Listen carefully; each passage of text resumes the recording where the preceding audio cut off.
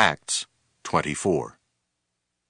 And after 5 days Ananias the high priest descended with the elders and with a certain orator named Tertullus, who informed the governor against Paul. And when he was called forth, Tertullus began to accuse him, saying, Seeing that by thee we enjoy great quietness, and that very worthy deeds are done unto this nation by thy providence, we accept it always and in all places, most noble Felix, with all thankfulness. Notwithstanding, that I be not further tedious unto thee, I pray thee that thou wouldest hear us of thy clemency a few words. For we have found this man a pestilent fellow, and a mover of sedition among all the Jews throughout the world, and a ringleader of the sect of the Nazarenes, who also hath gone about to profane the temple, whom we took and would have judged according to our law.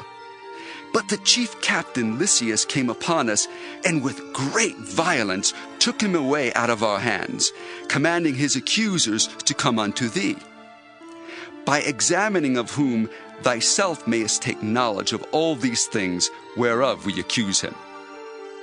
And the Jews also assented, saying that these things were so.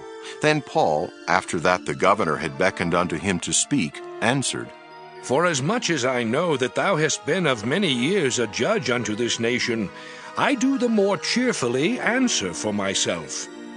Because that thou mayest understand that there are yet but 12 days since I went up to Jerusalem for to worship, and they neither found me in the temple disputing with any man, neither raising up the people, neither in the synagogues, nor in the city. Neither can they prove the things whereof they now accuse me.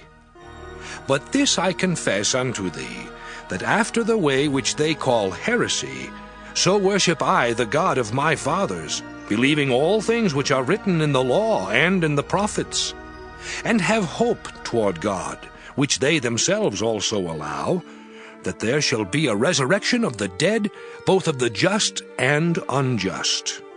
And herein do I exercise myself, to have always a conscience void of offense toward God and toward men.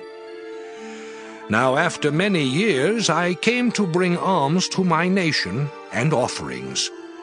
Whereupon certain Jews from Asia found me purified in the temple, neither with multitude nor with tumult, who ought to have been here before thee, and object if they had aught against me.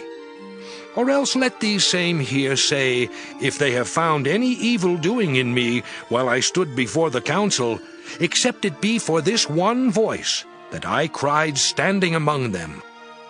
Touching the resurrection of the dead, I am called in question by you this day. And when Felix heard these things, having more perfect knowledge of that way, he deferred them and said, When Lysias the chief captain shall come down, I will know the uttermost of your matter. And he commanded a centurion to keep Paul, and to let him have liberty, and that he should forbid none of his acquaintance to minister or come unto him. And after certain days, when Felix came with his wife Drusilla, which was a Jewess, he sent for Paul, and heard him concerning the faith in Christ. And as he reasoned of righteousness, temperance, and judgment to come, Felix trembled, and answered, Go thy way for this time. When I have a convenient season, I will call for thee. He hoped also that money should have been given him of Paul, that he might loose him. Wherefore he sent for him the oftener, and communed with him. But after 2 years Porcius Festus came into Felix's room, and Felix, willing to show the Jews a pleasure, left Paul bound.